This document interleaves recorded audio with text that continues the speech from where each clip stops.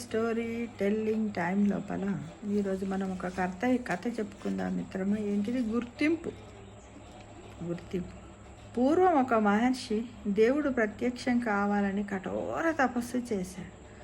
దేవుడు ప్రత్యక్షమై ఏం వరం కావాలో కోరుకో అన్నాడు.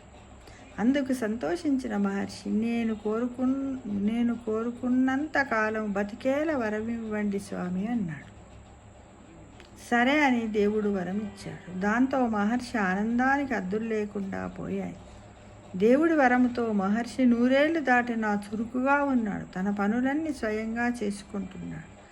అతని తోటి వారందరూ మరణించారు. సొంతూరులో మహర్షి ఎవ్వరికి పెద్దగా తెలియదు. చిన్నప్పటి నుంచి గుళ్ళు హిమాలయాలు తిరుగుతూ యాత్రల్లోనే గడిపేవాడు మిత్రం. దేవుడి వరం పొందిన తర్వాత ఊరికి వచ్చిన ఎవరు గుర్తుపట్టలేదు.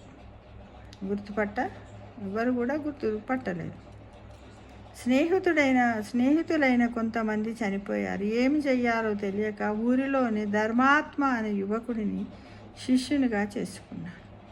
ఓ రోజు శిష్య, నాకు ఈ ఊర్లో సరి అయిన గుర్తింపు లేదు, నన్నెవరు పలకరించడము లేదు. ఇలా అయితే నా ఉనికి దెబ్బతింటుంది. నేను ఉన్నా లేనట్టే కదా అని మహర్షి తన మనస్సులోని బాధను చెప్పాడు. అందుకు శిష్యుడు, సమాజానికి ఏదో ఒకటి చేస్తే గుర్తింపు తానంతట అదే వస్తుంది.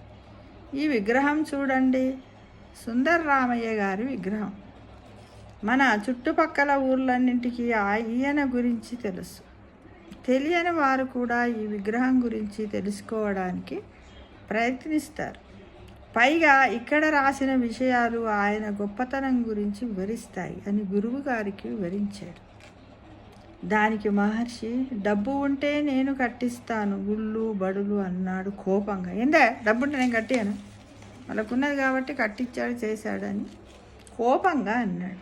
గురువర్య, సుందరరామయ్య గారిది సామాన్య కుటుంబం. అయితే ఆయన ఊరు జమీందారు వద్ద భూస్వాముల వద్ద యాచించి ధనాన్ని పోగు చేసి అప్పట్లో మన ఊరి బడి కట్టించారు అని వివరించాడు శిష్యుడు. దాంతో మహర్షికి నోట మాట రాలేదు.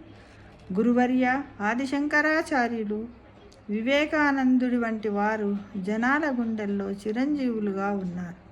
సహాయం చెయ్యాలంటే ధనం అవసరం లేదు అన్నాడు శిష్యుడు. శిష్యుడి వాక్కులు మహర్షిని ఆత్మపరిశీలన చేసుకునేలా చేశాయి. ప్రతిఫలం ఆశించకుండా తన పని తాను చేసుకుంటూ పోతే గుర్తింపు దానం తనంతట తానే వస్తుంది తప్ప అన్న సత్యాన్ని గ్రహించంటే మనము మనము ఏదైనా కట్టించాలని ఒకటి సంకల్పం మనకున్నట్టయితే అవన్నీ కూడా చందాలు దాన రూపంలో వాటంతట అవే వస్తాయని సంచ. అప్పటి నుంచి 10 మందికి సహాయపడుతూ మంచి పేరు తెచ్చుకున్నాడు. ఆ విధంగా ఆ మహర్షికి ఆ ఊర్లో ఆ చుట్టుపక్కల ఊర్లలో గుర్తింపు వచ్చింది. అంటే ఈ కథ వల్ల మనం ఏం తెలుసుకున్నాం ఫ్రెండ్స్? మనము ఎంతసేపు నేను నాది అన్ని స్వార్థం కాకుండా మనం ఉన్నాము అనుకుంటూ సమాజంలో ఒక గుర్తింపు, మనకంటూ ఒక గుర్తింపు ఉండాలి. మనము చేతనైనంతలో పక్కింటి వాళ్ళకు ఎదురింటి వాళ్ళకి అని కాకుండా గల్లీలో ఉన్న వాళ్ళకని కాకుండా మనం ఉన్న ఊర్లో కానీ స్కూల్లో కానీ పేద పిల్లలకు కానీ ఏదన్నా ఒక సహాయం చేసినట్టయితే మనం నలుగురికి తెలుస్తాము, నలుగురు మనమేంటి గుర్తుపడతారు. ఎవరిని కూడా మాట్లాడేయకుండా ఉండి నాకేంది అనుకుంటూ నువ్వు ఉదయం కారులో రావడం, ఈవినింగ్ కారులో రావడము, మార్నింగ్ కారులో పోవడం ఇలాంటివి చేసావనుకో అసలు నువ్వెవరు, మనల్ని ఎవరికన్నీ చూస్తారు మిత్రమా. ఈ మధ్యకాలంలో సొసైటీలో ఇవంతే అయిపోయింది. గొప్ప గొప్ప ఉద్యోగాలు చేస్తున్నారు, జీతాలు తీసుకుంటున్నారు, కానీ పక్క వాళ్ళని పలకరించే